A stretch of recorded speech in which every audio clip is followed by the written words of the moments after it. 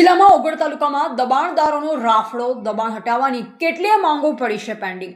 નીલગાયને ગાય આવી રોડ ઉપર કોની જવાબદારી? પડતર ખરાબા ગૌચર તેમજ સરકારી જમીન ઉપર કેન પ્રકારે કરાયું છે દબાણ। ઓગળ તાલુકામાં તો મોટા મોટા આગેવાનો, પાર્ટીના હોદ્દેદારો દ્વારા કરાયેલ દબાણ કોણ ભણાવશે કાયદાના પાઠ? આજે રોડ ઉપર ખોરાક માટે રઝળતા નીલગાય તેમજ તેના બચ્ચા આમ તેમ જોવા મળ્યા।